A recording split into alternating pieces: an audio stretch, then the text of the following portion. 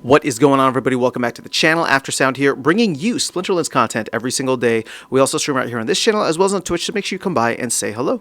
This video is also brought to you by my music, which is available anywhere you stream music under the name Aftersound, and I do have a new song out recently called Just Kids, so check it out. Let me know what you think, and I appreciate the support. All right, guys, let's talk about Cinder, because this is something that's been on my mind for a while. I've talked about it or hinted at it in other videos, and I just believe that this has the potential to be a major game changer in the Splinterlands card ecosystem.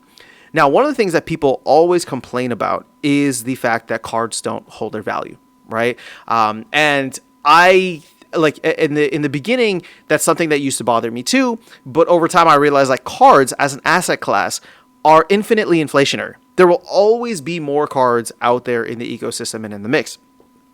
Which means that, like, to me, if you go back, you'll probably see one of my videos from 4 years ago when I first got into the game, where I looked at cards as like digital real estate, and I was like, man, these cards are awesome. They're, you can buy them, rent them. They should appreciate in value over time, right? Because they're actually scarce. And again, I was just falling into that fallacy. I'll admit the mistake now, obviously looking back, and not realizing that similar to houses, actually, like they can like, oh well, actually not similar to houses, because at some point you'd run out of space on Earth, right? I mean, I guess you could build vertically, like at some point you'd run out of space there, whereas like with cards you wouldn't necessarily run out of space. I mean, they could literally make new cards, whether they're reward cards, promo cards, new sets.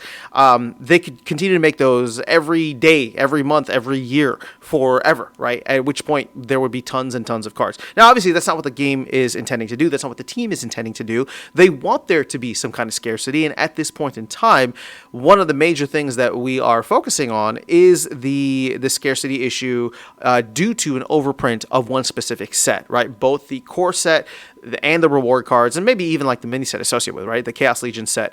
So as we go through wanting to clean that up, ideally Cinder is going to do that, right? That is the plan, right? And Cinder, survival mode, as well as land are each going to hopefully soak up a decent amount of that excess. But as we move forward, more cards will be printed, which means that Cinder, now that it has been introduced, to me, represents an area in which we need to find ways that this is always going to be a value to the ecosystem. And what I mean by that is whenever there's new cards that come out, and maybe this doesn't have to be all cards, right? For example, you can have the core set, the core set not require anything, but maybe mini sets, including this upcoming Conclave Arcana mini sets, promo cards, hell, maybe even like reward cards to a certain extent, they should all require Cinder, because it burns older cards and it makes people have to choose, and it helps to raise the floor price on a lot of different cards. And what I mean by this is, okay, we're gonna compare two common cards here, for example, right? Actually, let's get even better than this. Let's do Hardy Stonefish, since I always love to hate on Hardy Stonefish, right? And you're gonna have your I don't know, Jin O'Shaughnessy. So the thing is, yeah, I know I gotta shout out the Jin O'Shaughnessy here, but I'm talking about a legendary versus a common. Hell, let's even go with a gold foil legendary, right?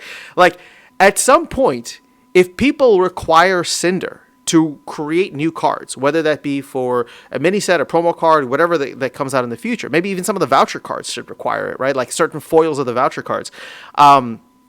My thought is, if you burn enough Hardy Stonefishes, all of a sudden, Hardy Stonefishes rise in value from 1 penny to 2, 3, 4, 5 cents. Right? And not financial advice, and I'm not saying this is actually going to happen. All I'm saying is that this is how the market dynamics would work in theory.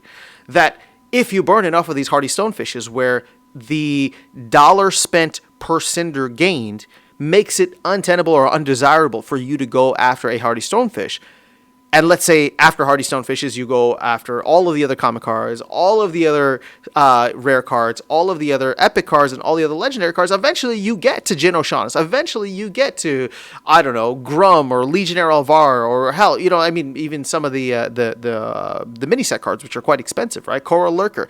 Eventually, you get to those cards, and the dollar per Cinder that you would get is better than what you would get from the other cards, right? The other rarities or your Hardy Stonefish. So my point with this is that if we are consistently in a space where the new cards that come in and the highly desirable cards that come in are ones that burn older cards, that is a self-correcting mechanism, which I think is highly valuable for the future of Splinterlands. Now, here's the thing. I'm sure the team is thinking about this in many ways too. You want to be able to have growth in the game. You want to be able to service as many players that want to come in, right, while still having that sense of scarcity. So my immediate thought, and again, I'm not smart enough to know all the ins and outs, and obviously the team has a lot more numbers and things that they're working with. I'm just looking at this at a high level, but you would want to have maybe the core set be something that is available without requiring any Cinder, because then new players can come in, and every new core set that comes out, they're able to come in, participate, play, and they can buy as many packs as they want. They don't need to worry about, I don't know how to get Cinder, I don't have any older cards, so now you're telling me that not only do I need to buy new packs, I need to buy old cards and burn them for these new packs. That doesn't make any sense. So the core sets are ways in which you can grow the player base organically, because it we already have this burn mechanism in place where it's just like, okay, we have X amount of packs, a certain amount of them get burned per day, and therefore by the end of the print run, we have ideally how many the community can hold and wants to hold, right? So this should really then be reserved for any other card that is highly desired, or like a promo card. I think there probably should be some promo cards that, require Cinder, and I'm sure that there will be at some point in the future.